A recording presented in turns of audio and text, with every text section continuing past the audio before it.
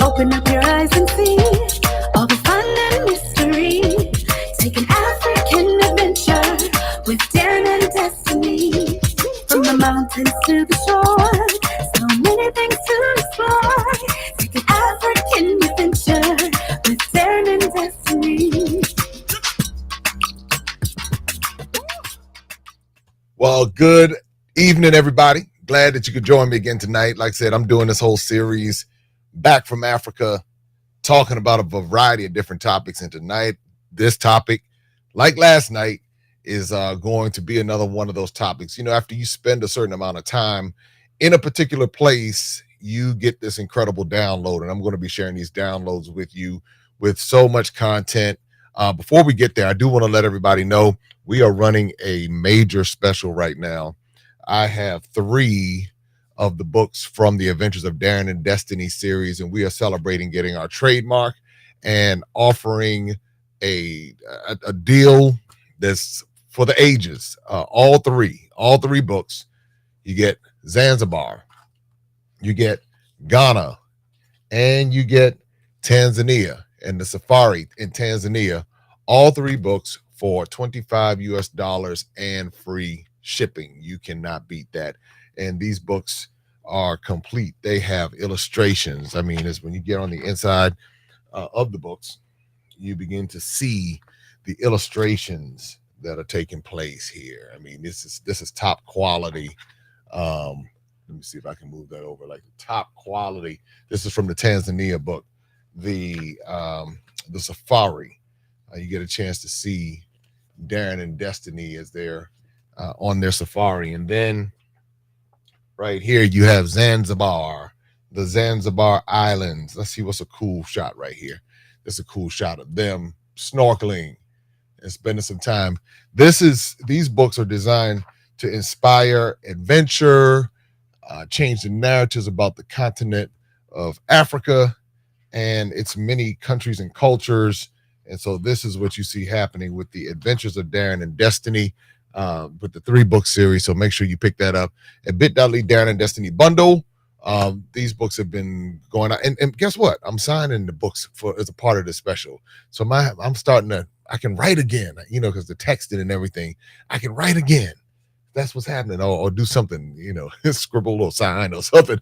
I can do that again. So make sure that you pick that up. These will be great gifts any time of the year. And education, the gift of education is priceless.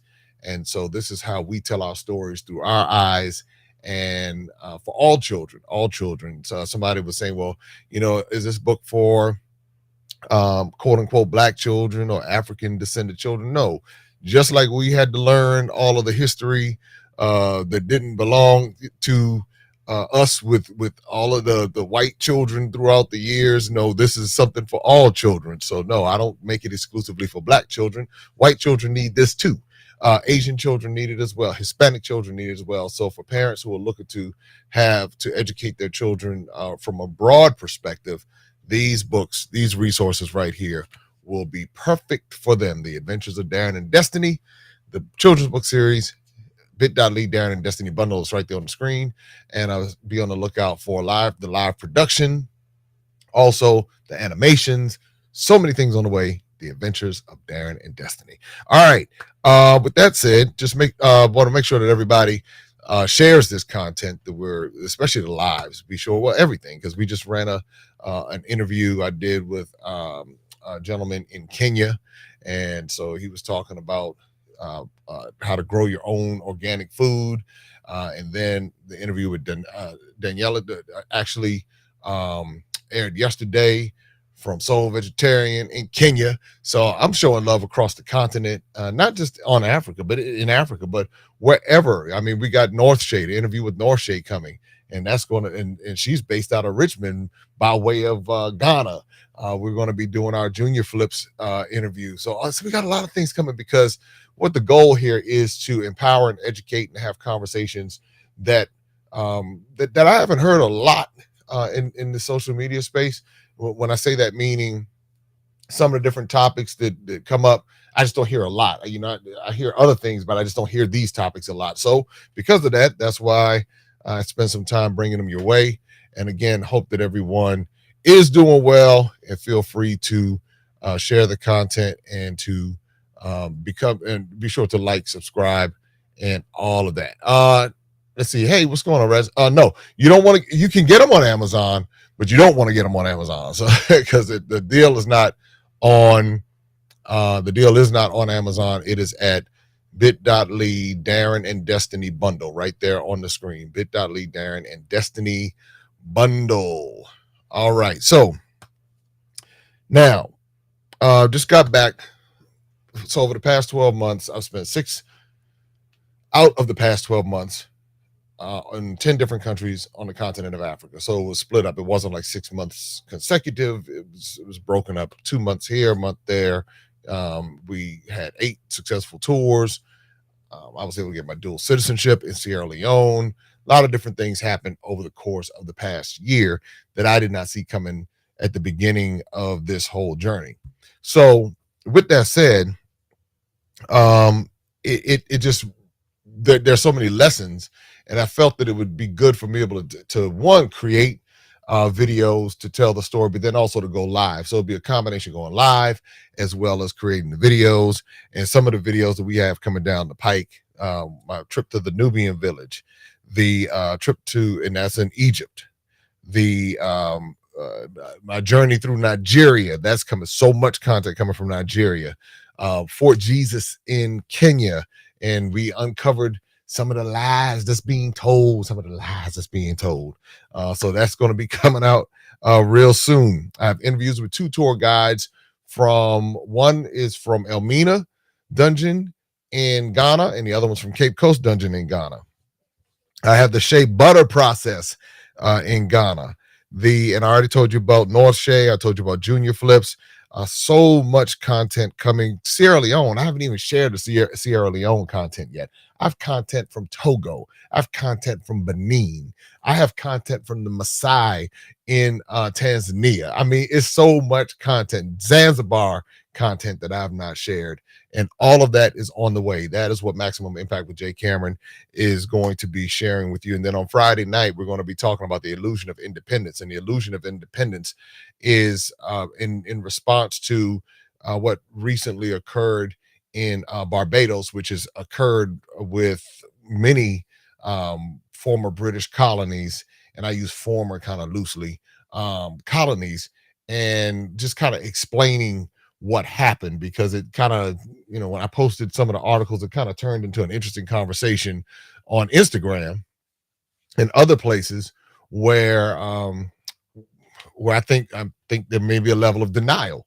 So we'll unpack it, break it down. I'll show it to you, and then obviously we can have some discussion about it from there. But tonight I want to talk about why so many people romanticize Africa. And what is this romanticism all about?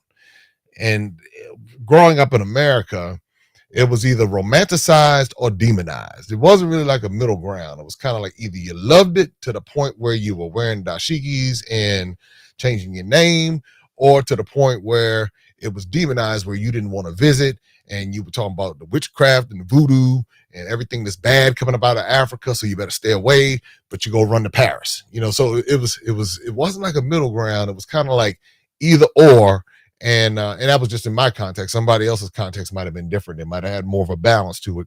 But why so many people romanticize the continent? And please feel free to comment on this, because I think it'll be good, whether you're watching live or whether you're watching later. I think this is a really good topic, because this is, if you're traveling anywhere in Africa, I think this is good to know, and this could be a part of a training. So I might need to like switch this into training mode and say, now as we enter the next session of the training, let's talk about the romanticism of the continent of Africa. So here we go. Why do so many people romanticize Africa? One, because of movies, and I don't want to say the media so much, but more so movies. And I'm talking about more modern movies like Coming to America and Black Panther. Those two movies, I believe, changed the negative narratives that we saw from Tarzan and in late night infomercials to paradise. So everybody, wanted Zamunda. I remember when Coming to America came out. I remember going to see it in the movie theaters, and everybody wanted to. I can't say that. I can't say that. So anyway, all the fellas remember. So it was those types of things. The rose petals, when he gets out the car with the line thing on the rose petals, and then you go over, and I forget the lady's name who played Eddie Murphy's wife at the end. Man, what's her name? How could I forget her name? What is going on? But when she turned around and she smiled, and you just saw that big smile on her face, and then you saw all of the pomp and circumstance. At that point, everybody wanted to go to Zamunda.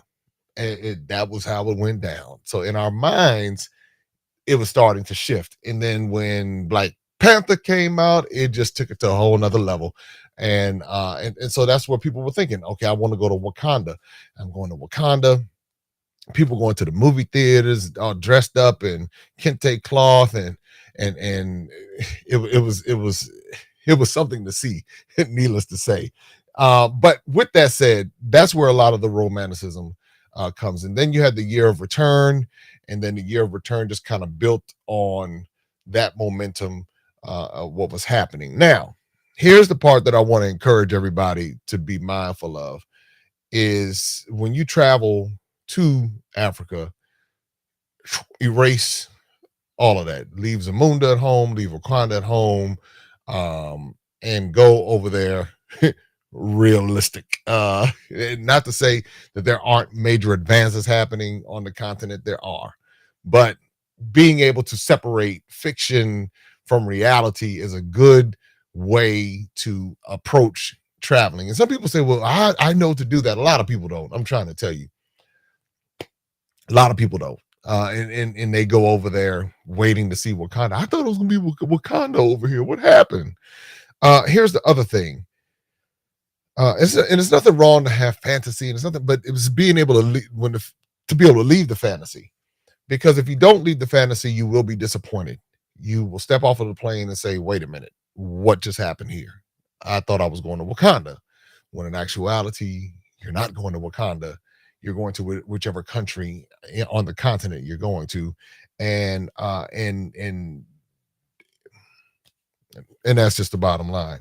Here's the other thing when it comes to the romanticize aspect. I would encourage people to leave the need to hear welcome home or wherever, in the UK, in the Caribbean, in America, in Canada. Leave the need to hear that, or leave the expectation of people seeing you as if you're coming home. And the reason why I say that is, one, because a lot of people don't even know that the depth of the story. They might have a concept of it. They might be aware of, oh, okay, something happened. But them sitting there waiting, come home. And so if you don't hear welcome home, or if somebody doesn't treat you as if you're being welcomed home, that doesn't mean they don't like you. That doesn't mean that at all. That might mean that they're trying to survive and live their life and do their thing, and they're not thinking about you coming back, or they don't know the story. I remember when I was outside of Elmina Dungeon in Cape Coast as well, And when I would bring my groups in, the brothers would see the buses come up, and it was like they were like, opportunity, money. And I understood it because I understand. I'm going to really break this down on Friday night. So make sure you tune into this.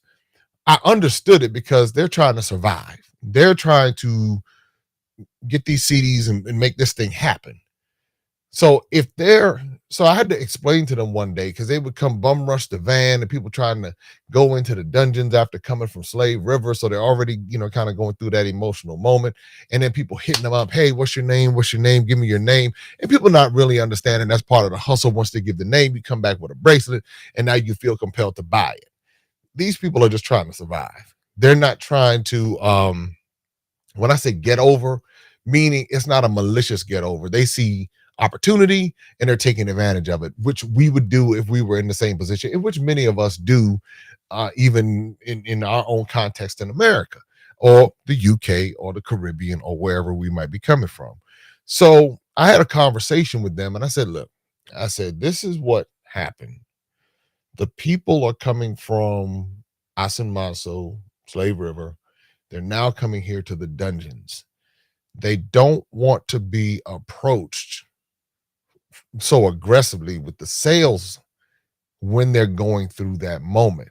When I took the time to explain that to the gentleman, they said, oh, we didn't know. Now, they might have known, but at least at this point, since we had this conversation, it was like, oh, okay. So I was like, hey, would y'all mind stepping back and giving us more? I said, now when they come back out, have your way. Do your thing. And that was our agreement. But then one time it happened. I got off of the bus and they rolled up. And I was like, hey, look, this is what I need you all to do. Just do this for me. I understand you got to make your money. I respect that. I'm not trying to get in the way of your money. I said, but let's let them go through. And then when they come out, you can do it. It was probably about 10 guys. 4 of them completely ignored what I said. And I said, well, now I got to turn on this DC thing. I said, okay. So they went through. And so after everybody left, I said, so now I asked you to let them go through. I said, however, no. Then the one guy said, oh, we're sorry. It won't happen again. I said, I know it won't happen again. And I said, just like that, where you could have had the opportunity to get some money today, you won't get any from this group today. From then, I have not had any more problems, because it wasn't a matter of, I'm sorry, now give me the opportunity. It was like, hey, listen, I came and I asked you, and you completely disrespected what I said. So now you don't get any of the money. And so from there, sometimes you got to go there. Sometimes you got to take that step and do what you got to do. That didn't cause me to not want to go back to the continent of Africa after something like that. It was understanding things in a broader perspective. They're trying to survive, and they might not understand the full context of the story. Heck, we're trying to get the full context of the story. So it's like having that level of understanding to be able to say, all right, this is how we navigate this, and everybody can still win. But what we won't do is the disrespect and complete ignoring. And if that's the case, then I had to tell some people at the art center in Ghana, in Accra. I told them, I said, look, when my folks come, they don't need to bun rush, just give them a minute.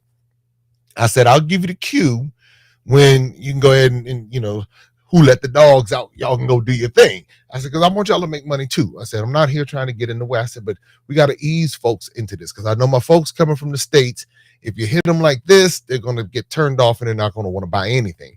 I said, so give them a moment to get used to don't swarm them and all of that. Now, first time I brought a group there, they came out, I thought half of a crop was coming through with that group. And so I learned from that. But what happened in that particular case, now what they say is they say, boss, we know the rules. I said, cool. I said, we good. They end up looking out for me. We have a great relationship. We've been able to Some of them have become suppliers for people who are creating different brands here in the U.S. It's just, when you have that type of synergy, again, the romanticism is gone. These people are trying to survive. And now I can approach it differently. But I'm telling you, but if you're going over there waiting for the red carpet to be rolled out and all this other kind of stuff, and then you're getting all in your feelings, and they don't like me, and because you already heard all the negative stuff anyway. You already heard, this is stuff that people have already filtered. When it comes to negativity, you don't have to do anything to spread that. That spreads easily. But when it's something positive, people are skeptical of something positive, so they're waiting for the negative. And so going again, leave the romanticism in romantic land, and then approach it differently. So those are, when I think about it, those are the big things right there. Don't even wait for a red carpet. As a matter of fact, extend a red carpet. The reason why I'm able to navigate in every country so well is because I don't have any expectations. I remember in my church days, like this is the funny part. Like if somebody just stopped coming and they don't say that they just stop coming to church and don't say anything for it. They stop coming, but then like 6-7 months later they show up and they're waiting for everybody to stop what they're doing and to like roll out the red carpet because they came back to visit or something like that. And then they're like, well, everybody seemed so unfriendly because they didn't roll out the red carpet when they came back. That's kind of like the mentality I see a lot of people go over to anywhere in Africa with. And if people don't roll out the red carpet, now they're feeling some kind of way, and they're saying, well, do they not like me? And these people not tripping on you. That's the bottom line. They're not tripping on me. They're trying to survive because of what I'm going to talk about on Friday night. They're trying to survive. They're trying to make ends meet. If they see an opportunity, they're going for it. They're going to shoot their shot. This is it. This is how it is. So when you go in, you're like, okay, this is not personal. Let me go learn from them. And some of the greatest lessons, you talk about education. I think there's a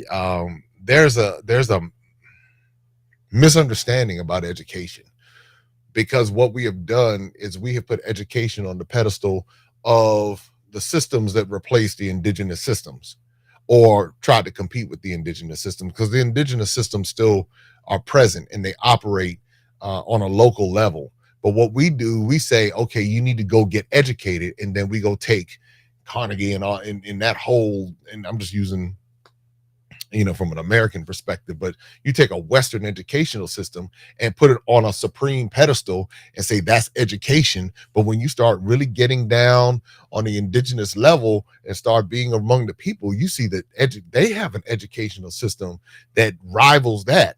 And so, like, if you can have both educational systems, then you can thrive on a different level. I was driving two of the vehicles that I have, and both of them have cameras in the back of the car, and they got sensors. Something get too close to you, and it warns you. I said, we're so spoiled over here in America. I said, it's unreal. I say, you drive. I have driven in traffic in Lagos, not driven, but ridden, because I refuse to drive in the traffic just yet. Yeah, I'll try it when I decide I want to be a little bit more adventurous. But I've ridden the traffic in Lagos, Nigeria. I've ridden in the traffic in Accra, Ghana, Freetown, Sierra Leone, Nairobi, Kenya, Cairo, Egypt, Johannesburg, South Africa, Ouidah, Benin. I'm going through Lomé in Togo, Abidjan. I'm thinking about all of the traffic. And all of the traffic that I've been in, with the chaos and madness in the traffic that I've been in, and none of the cars or vehicles or motorcycles that I've been on, has anyone had a backup sensor, something telling them it's coming from this side or that side, but somehow not even a fender bender, not even a bump. And the traffic there's no lights, no police, different things. At certain times, there are other times there's plenty of lights and plenty of police and directing the traffic. But I look and I say, now these people don't need sensors to tell them what's going on. They have an organized system. They know when to let the other person in. They know when to butt in. They know when to. I said, they have this thing down to a science. That's an education. That's a different form of education. And I say that just to help you understand on the ground level how this stuff can work, and to be able to appreciate all of this, and to not go and think. I mean, because sometimes, I mean, I'm telling you, I've been so embarrassed to be from America based upon how people were acting. I mean, acting like spoiled children. I mean, it was really embarrassing. I'm like, are you grown? Are you an adult with this type of behavior? And it's like, one, they suffer from a severe lack of culture training, but it's almost like they would complain about what was going on in America. Donald Trump this and Donald Trump that, and this person that one, and this I don't like them, and this, that, and the other. And then they get over to the continent and still complaining. And I'm like, now, do you have a relationship with anybody? Because if you're in a relationship with anybody with all that complaining, you're gonna run them away. They might tolerate you because they got to deal with you, but good God, what is this? You know, and this is men and women. And I'm saying, what's with the complaining? Why is there so much complaining? What it goes back to is pride. That's really what it goes back to. And there's nothing like somebody who's prideful and offended at the same time, because at that point, they're not teachable. A lot of times they're not reachable, and they bring an air to the environment that's foul. And so what I encourage people to do is, when you travel anywhere, but in particular when you travel anywhere on the continent, to be humble. Because when you treat the people with kindness and respect, even if the food is taking a little bit longer, sometimes you got to say, hey, listen, when you go in on the front side, listen, I have a limited amount of time. Can you give me my food within 20 minutes? If it's not here within 20 minutes, then I'm going to have to leave. And so I've had to do that a few times. Guess what? That food got out quick. So sometimes you just got to adjust things, because you might not have all day to wait on the food. And sometimes you might want to go ahead and let that food cook a little extra long, because they might have just got the chicken from out the back, whoop, whoop, whoop, and I don't know, but I'm just saying, you might want to go ahead and let it simmer and let it cook, let it do what it do. But I say this to everyone because what we're looking to do, and I see this time and time again, people go to the continent unprepared. They just hop on a plane. Ooh, I can't wait to get to wherever. And I can't wait to get there. And when they get there, they're like, oh, dirt roads. Oh my. Okay. Whew. All right. There's a dirt road. Now, they're not dirt roads everywhere, but their first encounter with a dirt road, and how quickly we forget, dirt roads when we were growing up and stuff like that. And some of us, depending on our age, might not have ever seen a dirt road. Some of us, depending on our age, all we know is dirt roads. So it's like, if you go over there anywhere, I'm even to the modern areas, like Johannesburg and Cape Town and Durban and places like that. Those are extremely, when I say modern, and I don't want to say that I don't say that positively or negatively. I'm just saying it as a matter of fact. It's just a very modern area, because the British and the other investors decided to put a whole lot of money into those areas, because that used to be their playground, the British and the Dutch, and it still is actually. But that's where they put a lot of money. So you'll see a lot of modern amenities that actually are, you would say, if you were going to compare them to America, many of those amenities are a step up or two above America. But that, again, that's not saying that it's better. When I say step up, meaning I'm comparing those two apples next to each other. I'm not saying that it's better. I'm saying, and when I say better, meaning compared to the indigenous, I'm just saying, if you're looking for familiarity, that is what you'll see, and that's what you will experience. I was actually considering doing a birthday in Cape Town next year, but I'm not going to be able to do it because we just landed a major travel deal that's going to have me focused on another part of the continent. But I was going to do it in Cape Town, and that's what I was going to do. I was going to have everybody come down to Cape Town, and but I will. But the point is that wherever you go on the continent, leave the romanticism and you'll enjoy yourself. Now, I will tell you one place though that or places that are consistent with what we have seen. When I went to that Serengeti and I was out there with Simba and Scar and I guess I don't know Rafiki and Pumbaa, and I mean that felt like the movie.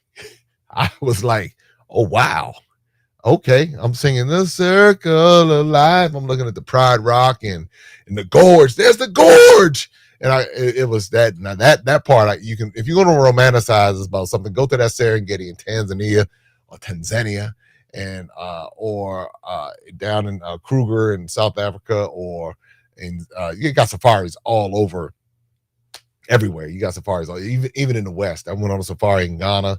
I went on a safari in Kenya. So so you'll get that you'll that part of it is definitely accurate. So so yeah, but that's what I wanted to give you tonight. That when you go over,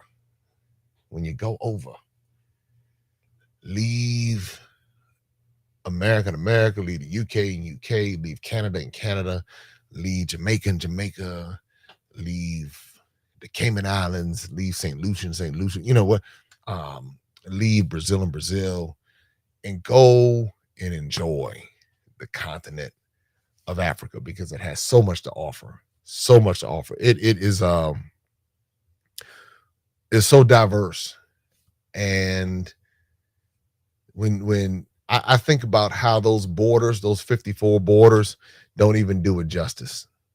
They don't even do it justice because within one of those borders that we call countries, you'll find so many different ethnic groups, right? In languages, right within one so-called country. I think that's fascinating. I think, and having experienced that multiple times, I think that is something. Yeah, it's you know how I give an example how the airways in Ghana, they're very different from the Fantis. You know, there is a different.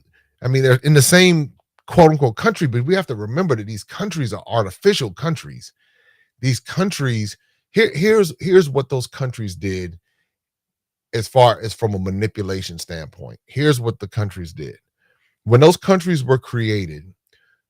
What they did was they took indigenous people who were already dealing with their own ethnic conflicts, and pretty much when in their own regions, they had their own countries. If you think about it, their own ethnic groups, their own countries, they were dealing with whatever conflicts they had. So then you have this outside force come in and say, we're going to put these borders up and change your language. We're going to impose these different systems upon you. And that, guess what that does? That creates even more conflict. So you'll have like the Akan, and then now you put a border in between the Akan ethnic group and between Ghana and Cote d'Ivoire. You have people who have the same genetic makeup, come from the same ethnic group, but now because of that border, now one speaks French, the other speaks English, and so there's division. And that's what you see happening with those different borders on top of all the diversity. So if you really were to look at a map of Africa for what it is from an ethnic group standpoint, you would see just like that. I mean, you would see just like little region here, little region, little, just these different areas. And that's what the true, authentic Africa would look like. And the other thing that that you begin to realize is that they never dealt with each other based upon skin color. That's something that the Europeans introduced as another form of division. And that's the thing. I think that's what hit me hard, was just realizing all of the different things to highlight the differences to make sure that people would continue to fight. Or what they would do, let's say there were some ethnic conflicts, then they would come in and exploit those conflicts because and those who I think I'm about to mess this up, but tell me who was on whose side. In Ghana, I think it was the I think it was the Ashanti and the Dutch who teamed up to fight against the British and the Fanti. I think that's that it was either flip flop or something like that. McCarthy Hill, I think McCarthy was British, so I think the Ashanti killed McCarthy. Come on, y'all Ghanaian scholars, y'all know what time it is. I'm trying to get it down though, but I think that's right. Anytime I'm going out to Cape Coast, there's McCarthy Hill and the Ashanti, yeah, because I think that's the thing to say that they killed McCarthy, and I think that's right. Y'all tell me if that's put that in the comments, because I know somebody's going to watch it later and fact check me. So please let me know if I got that right. But you would see that type of thing happening all throughout the continent. On the east side, the Germans.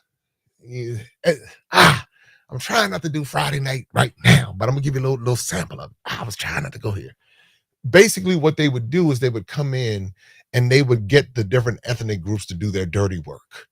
So in the East, and I forget the name of the tribe that the Germans basically said, look, you go fight for us. We'll give you the arms and everything. You go fight for us.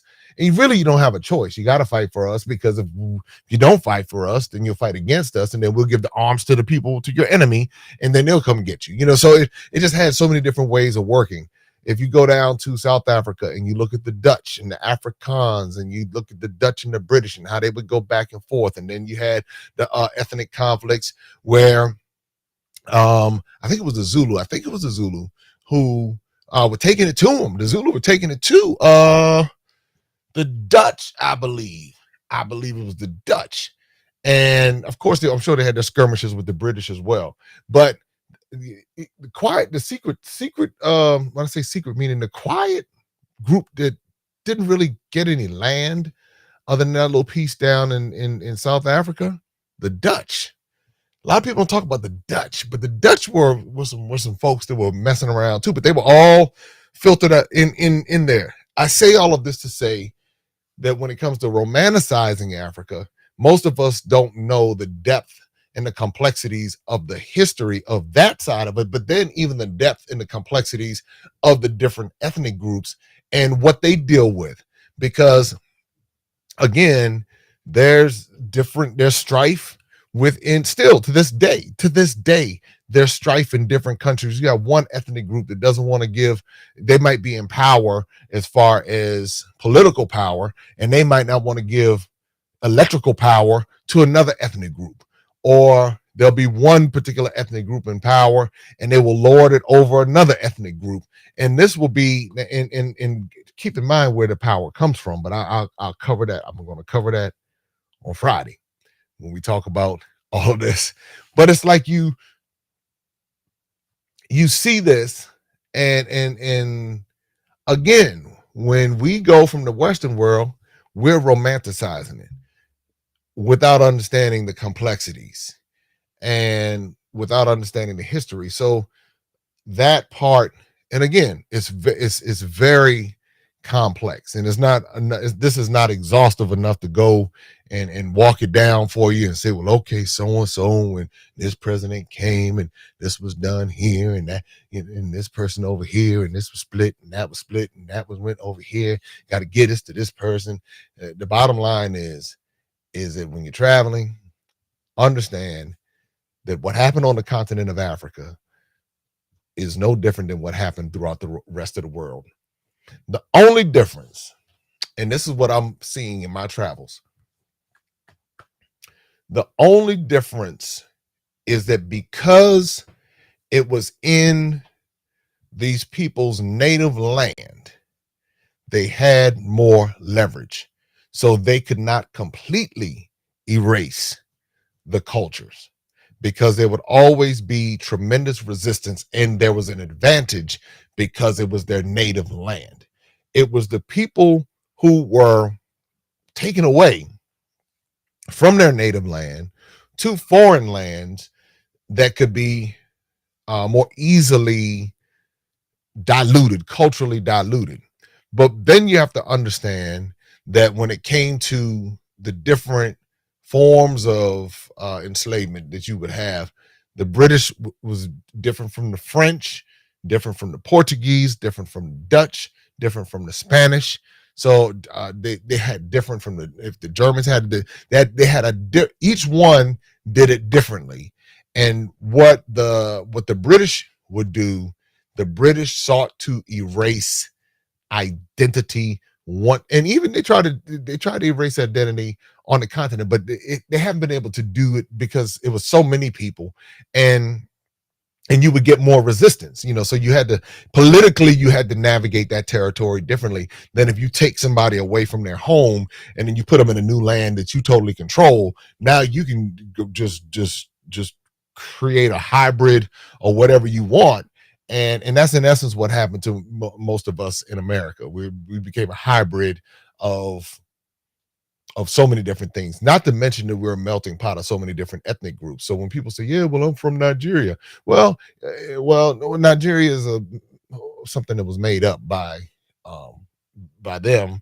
But from that region, okay, a large percentage probably does. But once you start putting people in dungeons and boats and on plantations, then they begin to have children, and then you have all of this ethnic mix. And that's what you see for many people who are part of the African diaspora in America, in the Caribbean, in South America, in Central America. You begin to see that ethnic mix. And so when I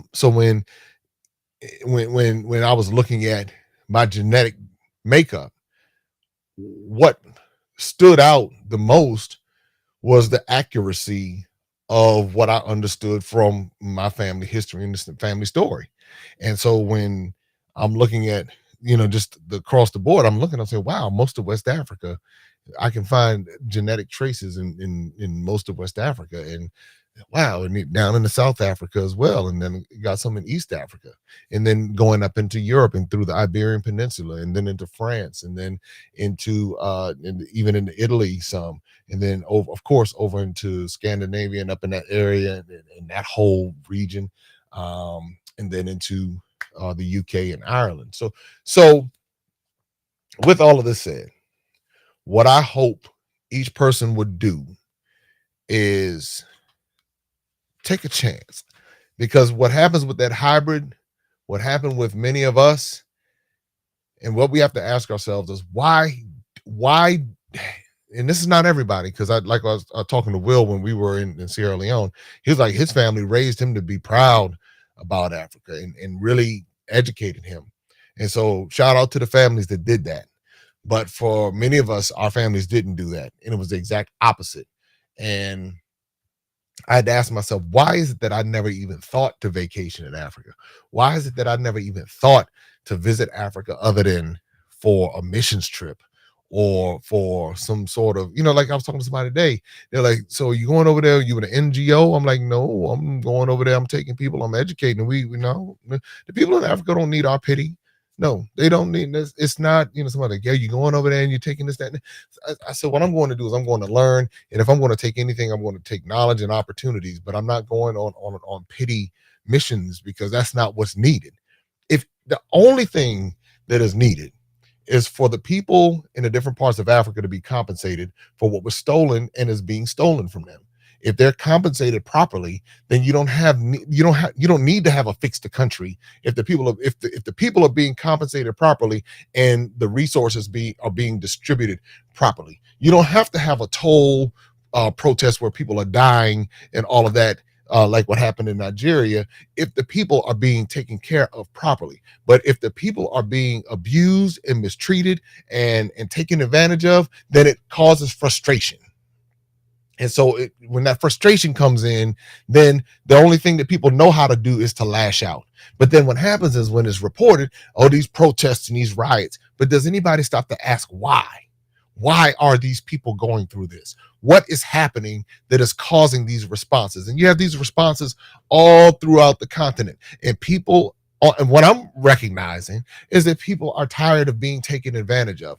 They'll go to college and they'll get an education, and then there are no jobs. Now that sounds like America too. Now you do have jobs, but see, the ego is in America. The ego is, I'm not doing that kind of work right there. I'm not doing that until the money gets funny and Navient and Sally Mae start calling. Then you got to figure out you're gonna start waiting some tables. You're gonna start doing what you need to do in order to begin to pay that back. But when you start getting there and you start listening to the people, you start hearing a recurring theme. And you say, well, why is it like this? They say, well, the government isn't doing this and the government isn't doing that and the government. So then we need to dive a little bit deeper. Well, why is that? And so the same question in America. So that's what I'm saying. They're parallels. They're parallels. There are things that are happening on the continent that are happening right here in America. Why? Why is it that the same narrative that's told about Black communities in America is the same narrative that is told about most of Africa? Why? Well, it's poor, crime, sickness, corruption, disease. That's what they say about many Black areas in America. Or you hear, and you got a lot of Black people saying, I don't want to be around them niggas. I ain't trying to be around them. You got a lot of Black people leaving from America trying to get away from other Black people. I'm just trying to tell you, this is how it is. But I hear the same thing happening on the continent. There are a lot of people leaving different countries because they don't want to be in that drama. They're saying, listen, I'm trying to find peace. I'm trying to find other opportunities. And so what happens is, this is where the romanticism comes in. I think romanticism goes both ways because you got people in Africa romanticizing about America. They're thinking about I can to be in America, in America, and yeah,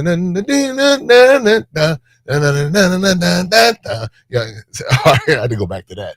But they're romanticizing America. Then they get over to America and they're like, oh, okay.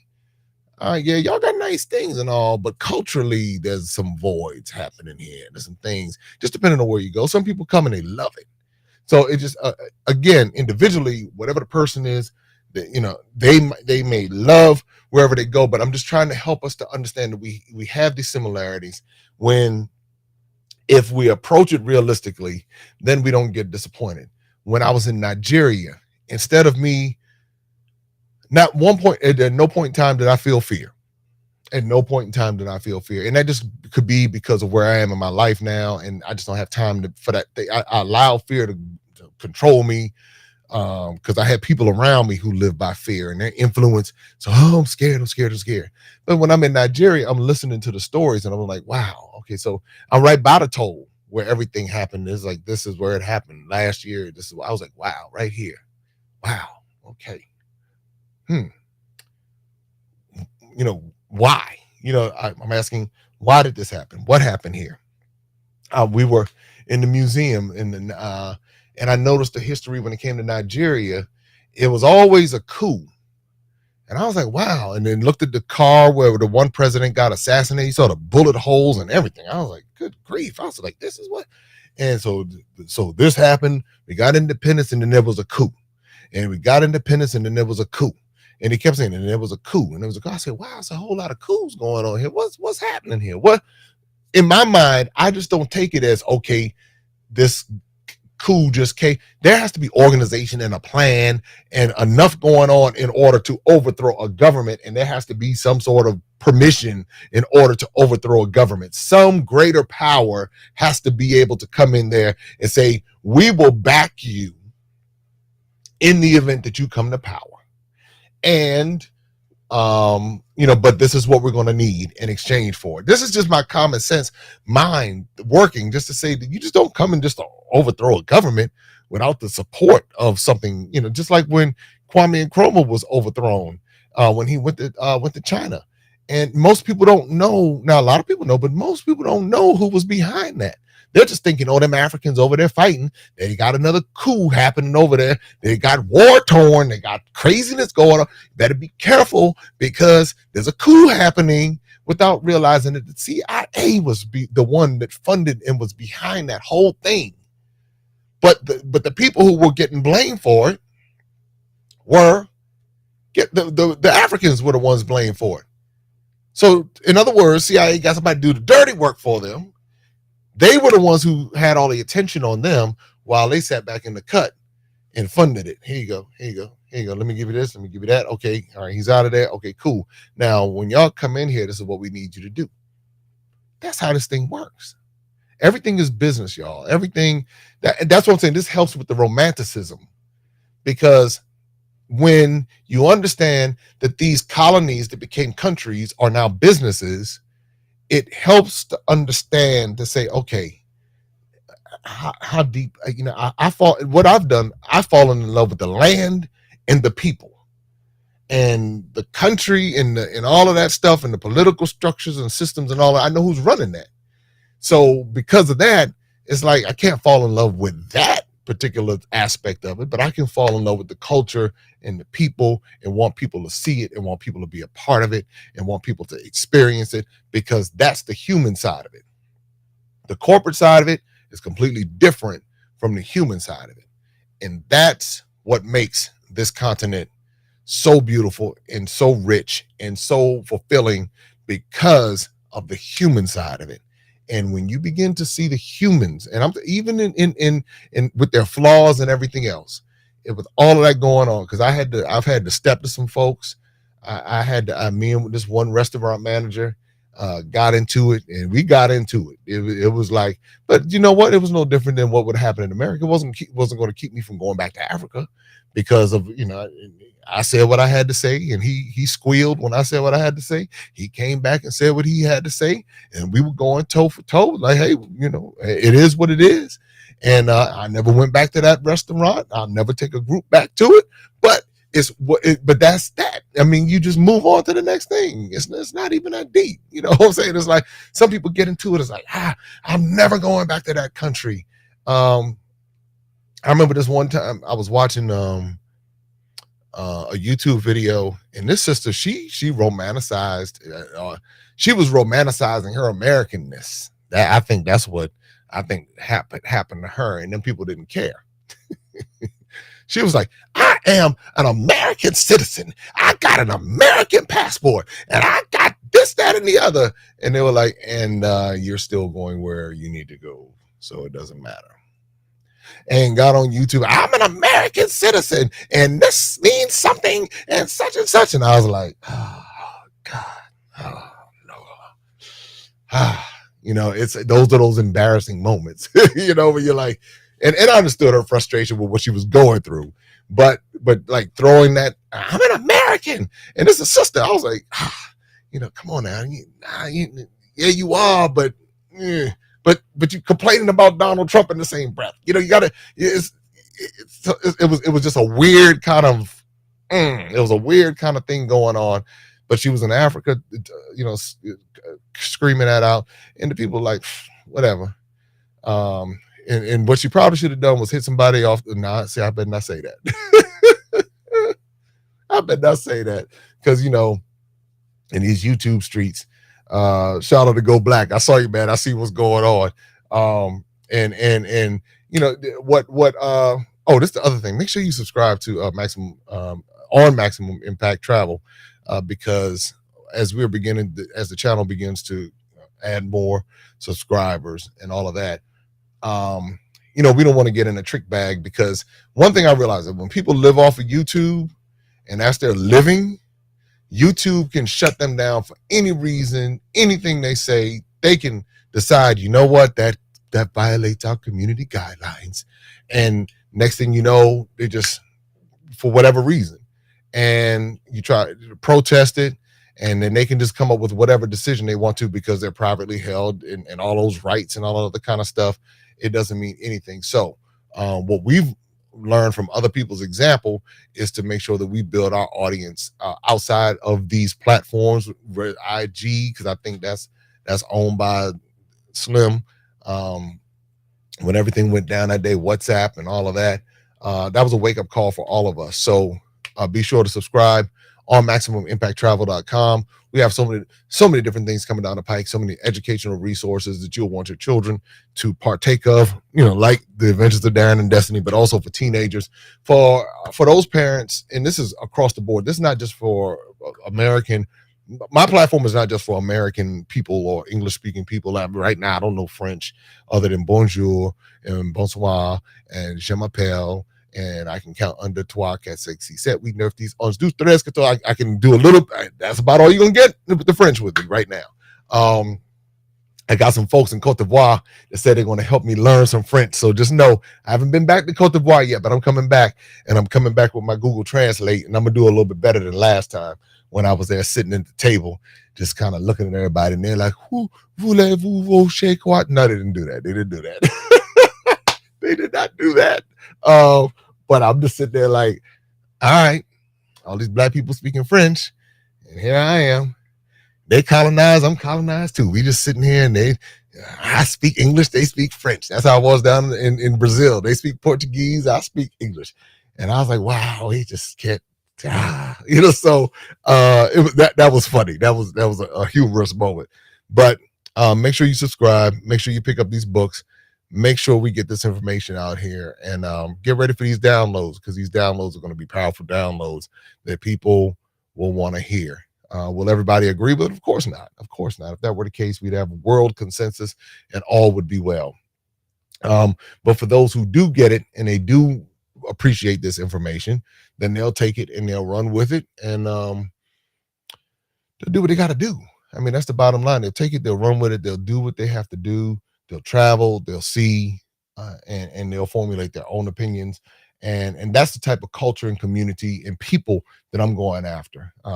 Everybody doesn't have to agree. That's not what we're looking for, but we're looking for people who are at least willing to acknowledge like common sense things, and people who are willing to say, hey, let me step outside of this box a little bit, because I'm telling you, once you get outside of that box and you just see the world differently, and everybody has their own process of awakening during this journey. Mine started, I say 2018, but it really started in an Uber in 2016.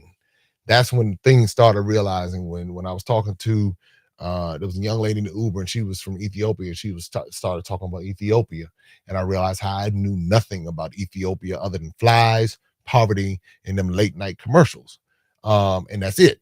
And she started talking about the culture. And I never had a desire to go to Ethiopia. It was not even on, it wasn't on a bucket list. It wasn't on any list. Ethiopia was not even in my mind. And when I went to Ethiopia, I was like, I felt fooled. I felt ignorant. I felt deceived, a fool and deceived, same thing. Same way I felt when I got to Ghana. Some did I never, now let me say this, I've never seen like the sick babies with the flies in my, I know in very remote areas that's happening. I know it is. I know where there's no water, food is going to be scarce, and people live in those areas, and for different reasons. Sometimes people don't want to migrate. That's their home. And so sometimes they want to stay, or sometimes they can't, or sometimes, I don't know what the different situations are. But what these infomercials do is they and these missionaries and this other kind of stuff, they go to those areas, and because they have big budgets, and that's why we have to create our own big budgets. That's why we have to create our own movies. That's why we have to create our own documentaries and our own curriculums, because they get funding from us. That's the part that's the most irritating part. We fund this foolishness, and they go to those areas and they now put this stuff out here, and they don't tell the other side of it. So they'll just say this village and so, and then they always trying to convert somebody to something, always trying to change the indigenous some kind of way. And our way is better. Our way is the right way. Our way is, that's the reason why you're in this position, because you're not doing it our way. And so what ends up happening, shoot, if I'm starving and I'm about to die or whatever, you come to me with something, I'm gonna follow it too. I'm like, okay, well, shoot, tell me what I need to do. I need to sit up here and listen to y'all sing them little songs and stuff and do that stuff. I'll be sitting up there and I'll sing. If I'm starving and I don't have any other choice, what am I going to do? No, get away from me. I will give you this one example of people who do say, I can't say that.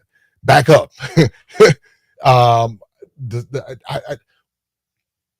people on the island in I talked about this the other night off the coast of Sri Lanka or somewhere down in that area in the Indian Ocean, and it starts with an S. I don't want to say Senegalese because they're not Senegalese because that's Senegal, but it's something similar to that name.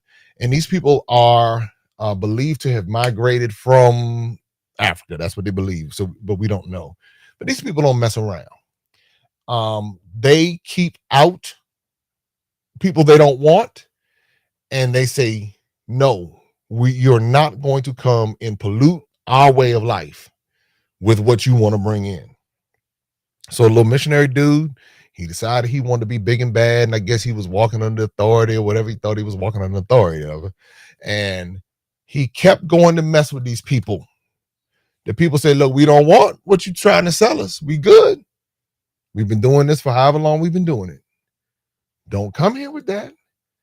They sound the warning shot. Bow. Don't, hey, with the spears. They're so primitive. When I say primitive, meaning in comparison to Western culture, they're still using bows and arrows and spears. But they're very aggressive. And so this dude, first time he went, I think they let him go. And then he went back. And he was a missionary. He trying to go take him to Lord. He trying to take him to Lord. That's what he's trying to take him. Well, the people said they didn't want that, Lord. You know, they said they don't want that. Leave us alone. And this is why I'm suspect with this dude, because if he read his own Bible, the Bible said if you go into a particular area and they do not want to receive your message or the message, dust your feet off and keep moving to the next. But this joker, probably in pride, was like, hey, you know what? I'm going to convert these people. I'm going to change them. I'm going to put this notch on my belt. These going to be souls for the kingdom, and I'm going to do that. That joker dead right now. And so much so that the Indian government didn't even go get his body. And when people say leave them alone, leave them alone. But this is the other thing. If there were more people like those people on that island to say, back up, leave us alone, then what you would discover is that you would not see the same level of exploitation. It's a little different because they're out in a remote area. Clearly, there must not be any natural resources there that these people are willing to take from them. Otherwise, they would go take some diseases and just wipe them out and go get the resources. That's just how it works. But nevertheless, there's a lesson there when it comes to just protecting your mind from different things that are circulating around. And so that's what I had to do. I had to say, you know, when people try to impose different things on me, back up. You know, let me figure this out. Let me figure this out. You're not going to impose anything on me. You can't bully me into this space. That's not going to happen. I've lived too long to now go back to that. I've been through that phase of my life in my early 20s when I was searching and got hooked up in foolishness and stuff like that. So now I've learned from those experiences to say, give me time to process it. I'm going to process this in my time. If more of us were able to or had the courage to be able to stand up in that way, although we might not have guns and arms and bombs and all these other kind of things, you still have your mind. And so when you still have your mind, you know how to show up. And when you know how to show up in different environments, in different places, that's something that somebody can't take from you. As long as you understand that and understand the game, and I think that's what you see me doing now. I'm putting you on the game, global game, and what's happening. And one of the reasons why I don't get into the arguments over countries and all that. When people fighting over countries, it's really childish, y'all. It's really childish. Because these countries don't even belong to the people who are fighting over them. That's the thing. And I use the analogy of the turf wars in America, where you have crews and gangs fighting over geographical regions of property that they don't even own. They don't even own it. It's owned by somebody else, and they're being used as pawns to peddle drugs on the streets or whatever, or to keep the beef going, or to whatever's happening. And that's the same thing that happens when you have country fighting country, this ethnic group fighting this ethnic group, and they just sit back collecting that money. Can I get some of that? Can I get them diamonds? Can I get that gold? Can I get that bauxite? Can I get that uranium? Can I get that oil? Can I get this, that, and the other? Y'all fight over there. Y'all keep. As a matter of fact, what you need? How much? What you need? Here, let me break you off a little bit right here. Y'all keep fighting over there. Hey, how much can you get out the ground right there? Hey, chief, how much you willing to sell 150 acres for right there? Okay, how much? Okay. Hey, chief, look, we got this for you. We give you this, give you this, give you this. As a matter of fact, can you get your people to still go out there and dig in that ground and the children and everything else and get us that gold, and we give it to you for pennies, pennies on the dollar. But we'll hit you off with a little bit on your own. See, that's real. That's real. That's real. Now, that's not, some ethnic groups don't do that, but some do. That's real. Now, this is stuff I know right in the, when you start getting down to the nitty gritty and people start talking and they start showing you different things, or they see you as that Black American dollar, and they start saying, well, this is what we can do. Well, this is all you got to do right here. And we can get you this, we can get you that, and all of that. See, it's again, it's complex. And when you romanticize it, you get your feelings hurt. But people are people all over the world. It does not matter where you go. People are people all over the world. No different in America from many of the places I've been in Africa. No different. So anyway, Friday night, gonna be back talking about the illusion of independence. The illusion of independence. Let's do this, y'all. Let's do this. I really want to do two major things. I want to, the Adventures of Darren and Destiny, that's going to be a huge franchise. That's why we got these trademarks in place. And then I want to work on something else. I don't want to say just yet, because y'all know how folks are. Folks be chomping at the bit, be jumping on your ideas and stuff. You put it out there, next thing you know, 2 weeks from now, they're doing it. You're like, so sometimes you got to learn loose lips sink ships. Loose lips sink ships. But just know there's a lot coming down the pike. And please, in the comments, please feel free to comment. Feel free to comment.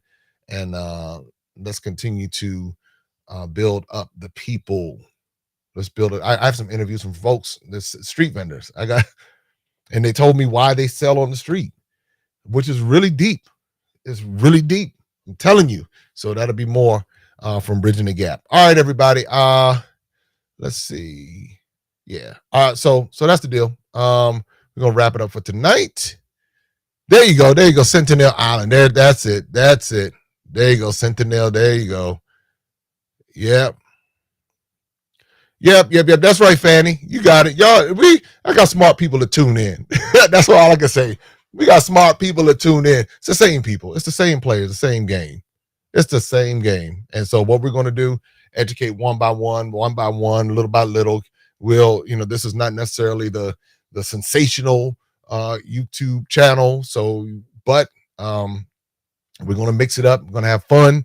Then we're going to have the deep stuff at the same time, because that's what we need. The balance is good. And again, please be sure to subscribe to MaximumImpactTravel.com. That just keeps us connected. That's a great place for you to be able to connect with what we're doing. I appreciate everybody in advance for getting these bundles.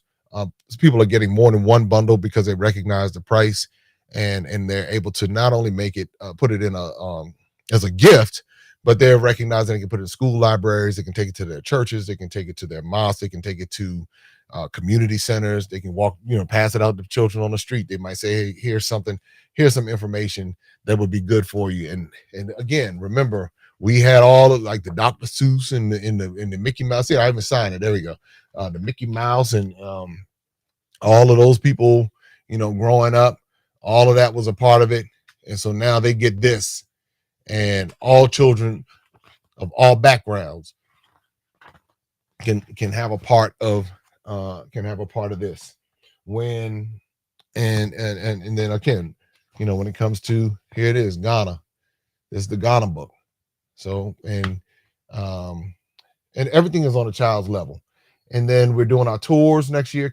Not Kenya, I'm sorry. Maybe it will be, I don't know. But Tanzania is going to be in July the 17th through the 25th. We're going to be taking our youth, a very select amount of small group of youth. We're going to take to Ghana July 1st through the 8th. Then we're going to be going to Egypt October 8th through the 16th. And then we have 4 Ghana tours coming up next year that we're going to be taking people on and giving them the gateway experience. Again, everybody can watch and check out our videos and see what people have had to say. And I believe that it will 2022, we are looking forward to it, and we would love for you to be a part of it. So continue to subscribe, share this channel, let people know what we're talking about, share this video, let people know what we're talking about, because what it does is it informs us on a level. A lot of this conversation people aren't having just an everyday conversation. But if we use the power of what we have right now, we can spread this information, which is information that will empower anyone of any ethnic group. And what it does is takes us to another level. So, all right, I'll be back tomorrow. We're going to keep this rolling. I told you I might mess around and do a live every day until I go back to Ghana in March. We'll see. Maybe not. I'm take a break in every now and then, but we'll have content coming your way every day until then. So we're looking forward to it. All right. Don't forget to get those books, The Adventures of Darren and Destiny bundle, $25 only, and shipping is included until December 16th. But go ahead and get it today so we can get it in the mail to you. Take care. Open up your eyes and see